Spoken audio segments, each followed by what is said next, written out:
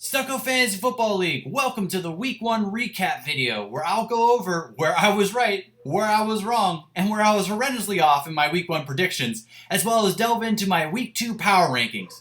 So with that said, we had 4 tight matchups that were decided between 5 points and less, and then 2 blowouts, which were unfortunate but happen from time to time. So let's get down to it. In what was touted as the matchup of the week, we witnessed a real dud with both Dustin and myself being unable to eclipse 100 points.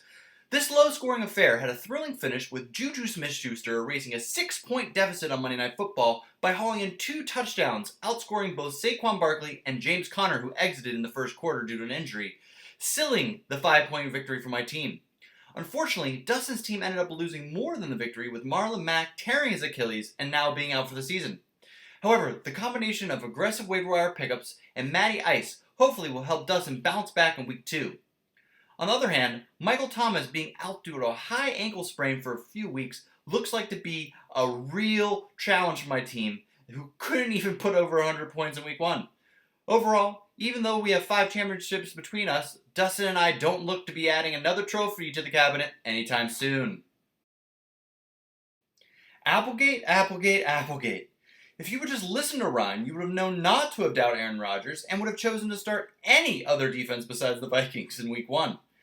Even with your combined 54 points from your running backs, you were no match for the doctor, as Strauss was able to ride the trio of Allen, Kamara, and Hopkins to the victory. Both teams managed to evade injuries in Week 1, which is very optimistic for these teams, making them formidable opponents for Week 2 and should be the remainder for the rest of the season. However, should injuries begin to plague these teams, I'm more optimistic about Applegate's roster, who had 56.5 bench points, but still watch out for Strauss moving forward. And I'm going to go out on a limb here. I think both of these teams are playoff bound. Man, oh man, what a quintessential Ryan versus Murray matchup did we have in Week 1. Even with his defense and kicker scoring negative points, Murray almost pulled out the victory over Ryan.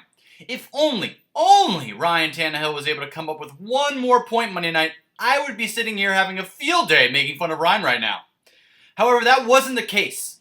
Ryan eked out a 99.5 to 99 victory on Monday, and he's looking pretty. However, if Ryan's RB pair of Mixon and Eckler only put up 13 points in Week 2, it's not going to be a victory again. For the time being, it also seems as Murray's bold auto-draft strategy won't come back to haunt him, as only minor adjustments are needed to put himself in a prime position to win Week 2. In what originally looked to be a blowout, turned into a tight matchup between the reigning champ Toad and DJ. The champ found himself up against the ropes, but he managed to squeak out the win by 0.5 points. The debate will continue as to whether or not DJ's team is ass, but I would be remiss if I didn't point out that he left the win on the bench. Watch out for John Brown being a big threat this year, and DJ to continue to be a tough matchup week in and week out. As for Toad, his double tight end roster is in trouble, with Kittle being diagnosed with a sprained left knee. Only time will tell if Cole can make a run at being the first back-to-back champion. Well, you can't get them all right, especially when you pick LJ to beat Sean. Sean came out of the gates flying, beating LJ 149.5 to 84 in Week 1.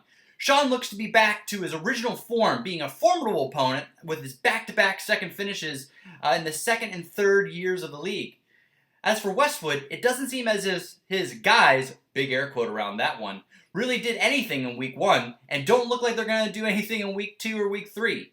However, look for J.K. Dobbins to continue to drive his lineup. With that said, it looks like Sean's destined for victory in Week 2. LJ's looking for an 0-2 start. And in our last matchup, it looks like the Wally Commissioner is going to drown his sorrows in shots because he fell to Chad 127 to 90 in Week 1. Even though I had Chad winning, I didn't see this landslide victory for him. With that being said, Chad's double running back duo looks to be very, very strong as he avoided injury in Week 1 as well. As for Cam, he's looking to make some trades with many teams around the league being deep in running backs but very shallow in wide receiver. Look for him to make moves if he's going to have a chance in Week 2, but look out for Chad being my overall favorite to win it all. And now, a quick word from our sponsors. What? Oh, I'm on? Okay. Listen up, you sissies. Are you tired of being called a ladyboy for drinking that Weak whiskey? Well, Wild Turkey has a solution for you. It's Wild Turkey 101 proof straight Kentucky bourbon. Be a real man. Drink Wild Turkey. And of course, we'd like to thank our sponsors at Wild Turkey for that video. And now we have Commissioner's Power Rankings for Week 2. Starting from the bottom to the top, we have Westwood with no change being the worst team in the league. Horning drops 5 spots because of his running back situation. McConnell drops 3 just because.